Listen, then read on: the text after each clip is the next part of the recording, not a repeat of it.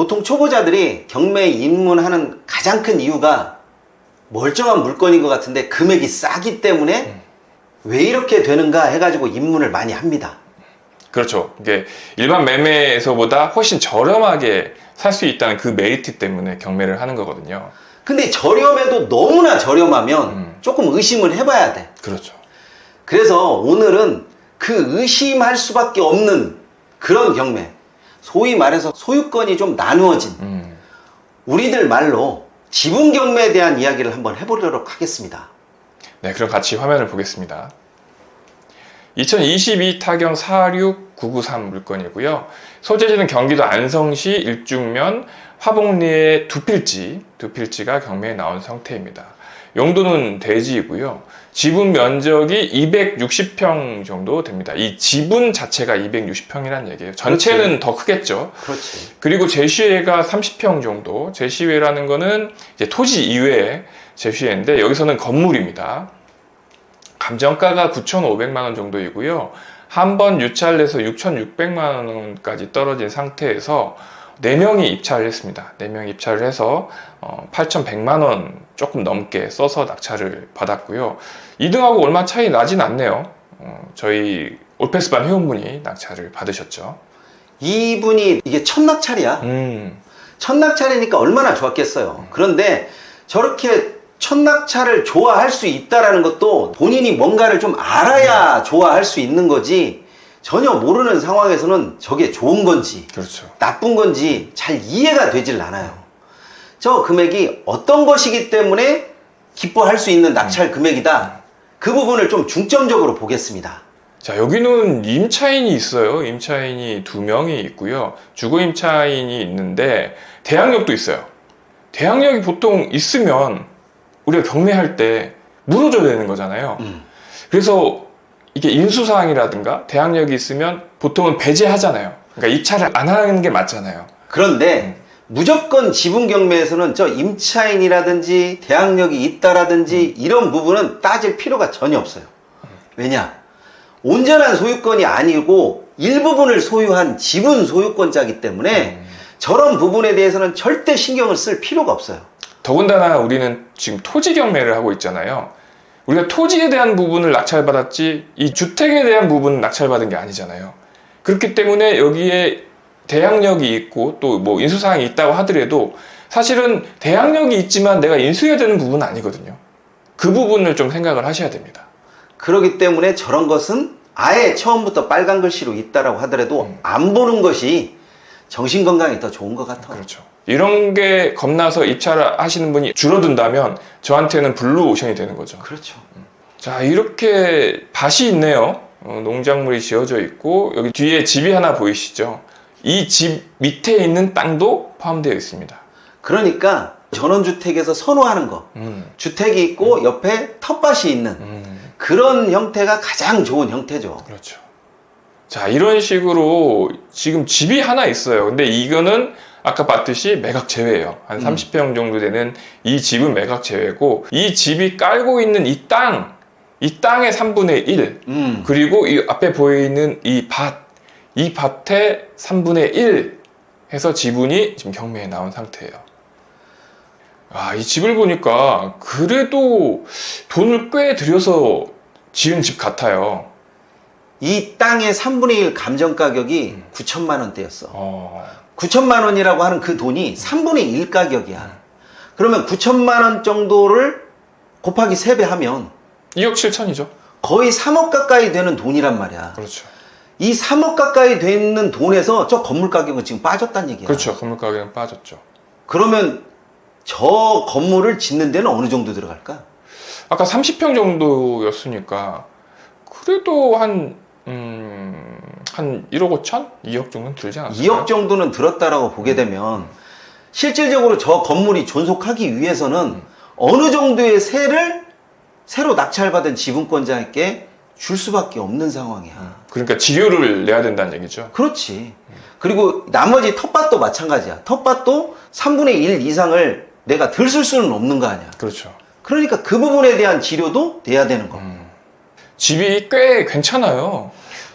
그렇지. 집도 약간 필로티로 띄워가지고 건축비도 상당히 많이 들어간 티가 나. 그렇죠. 옆에 지금 도로하고 이 땅하고 단차가 있어가지고 이쪽 부분은 좀 띄워서 아랫부분 여기 계집도 있잖아요. 띄워서 건축을 했고 이쪽은 뭐 창고 같은 걸로 쓰고 있지 않나 싶기도 해요. 지금 잘 보이진 않지만.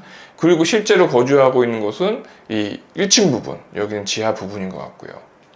보통 초보자들이 지분 경매에 많이 뛰어드는 게 가격이 저렴한 것도 문제가 되지만 지분권자를 쉽게 찾을 수 있는 그런 물건이 조금 더 유리하다라고 봐. 그렇죠. 그러면 여기 공유자들은 이 집에 살고 있을 거 아니에요? 이 집에 살고 있기 때문에 금액이 다소 높게 형성이 된 거야. 공유자를 찾기가 쉬우니까. 그렇지. 자, 이렇게 생겼습니다. 한쪽 부분, 아까 집이 있는 부분, 지금 여기 집 보이시죠? 집이 있는 부분은 대지이고, 그리고 이 나머지 부분이 지금 농지, 전인 거죠. 여기에 3분의 1, 여기에 3분의 1, 이런 식이 되는 거죠. 뭐 어떻게 협상을 하든 간에 저 건물에서 실질적으로 생활을 하고 있는 사용자는 땅 소유자에게 사용료를 안 줄 수가 없는 상황이야. 그렇죠. 물론 나머지 공유자들과 어떻게 협상을 하느냐에 따라서는 다른 이야기겠지만 나는 그냥 밭으로 싹 다 줘라. 그럴 수도 있는 거고. 그렇죠. 아니다. 내가 집을 가질 테니까 밭을 너네가 가져라.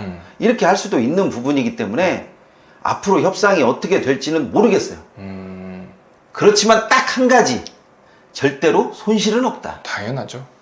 보통은 우리가 지분 경매로 지분을 낙찰 받으면 공유자한테 되파는 전략도 있지만 내 지분만큼 땅을 나눠 갖자는 그런 전략도 있잖아요. 그렇지. 그런데 여기 대지 보면 3분의 1을 자른다고 하더라도 되게 애매하게 지금 집 위치가 있기 때문에 또 집을 자를 수는 없는 거잖아요. 그렇죠? 그래서 3분의 1 잘라도 어쨌든 집이 거쳐지고 만약에 이 전을 3분의 1 자른다고 하더라도 뭐 자를 수는 있겠지만 이 대지하고 또 붙여갖고 갖는 것도 되게 웃긴 상황이거든요. 그리고 제가 아까 감정된 가격을 보니까 이 전의 가격이 이 대지의 가격이 한 3분의 1 정도 되더라고요. 그렇게 되면 이 3분의 1을 그냥 너 갖고 나머지 이 3분의 2를 다 나를 줘라. 그러니까 치우님이 방금 하신 말씀대로 이 전은 그냥 다 갖고 대지의 3분의 1은 너가 가져라. 이런 식도 된다는 얘기죠.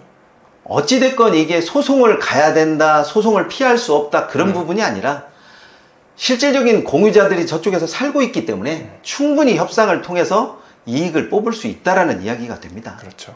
자, 이 땅의 입지를 보면 입지도 나쁘지 않아요. 여기 산업단지라든가 이런 공장들, 물류센터들도 있기 때문에 충분히 주택에 대한 수요들도 계속 있을 것 같고요.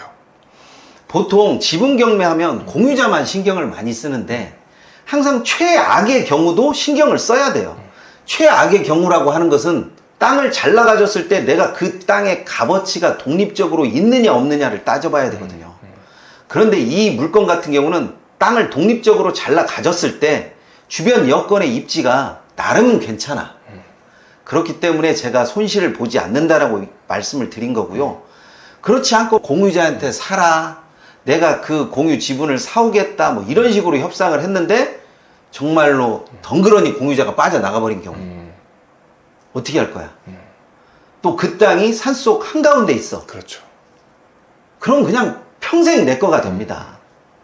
저는 방금 치우님께서 그 상황을 최악의 상황이라고 말씀을 하셨는데 저는 사실 그걸 최선의 상황으로 놓고 보는 스타일이거든요. 땅을 나눠 가졌을 때가 최선이다. 그게 제일 좋다라고 생각을 하는 사람이기 때문에 오히려 아까 방금 말씀드렸듯이 그 전을 전체를 다 내가 취할 수 있다면 그것만큼 저는 더 좋은 상황은 없다고 봐요. 단순히 지금 살고 있는 공유자가 내가 산 그 지분을 다시 되사는 것보다 땅으로 갖고 가는 게 저는 훨씬 더 큰 이익이 될 수 있다고 보거든요. 어찌 됐건 간에 이득을 이쪽으로 계산을 하고 저쪽으로 계산을 해도 어찌 됐건 자신이 손실을 보지 않는 선에서 해결이 돼야 되는 거지. 그렇죠. 내가 손실을 보면서라도 빨리 뭔가가 되기 위해서 자꾸 처리를 하다 보면 결국에는 손실을 볼 수밖에 없더라고요. 그렇죠. 그래서 조금 지분 경매를 즐겨 하시는 분들 같은 경우는 시간을 좀 길게 보시는 거지 단기간에 이득을 뽑으려고 공유자하고 협상을 하거나 공유자한테 지분을 팔려고 하는 그런 전략은 이제는 잘 안 통하더라고. 그렇기도 하고 수익이 가장 적습니다. 그게. 자, 이번 시간에는 지분 경매에 대해서 꼼꼼하게 살펴봐야 될 것들을 봤는데요. 너무나 가격에만 연연해 하지 말고 어떻게 처리가 될 것이고 나는 어떤 출구 전략을 가지고 있는지 그런 것도 한번 점검해 보시기 바랍니다. 이번 시간은 여기까지 하도록 하겠습니다. 감사합니다.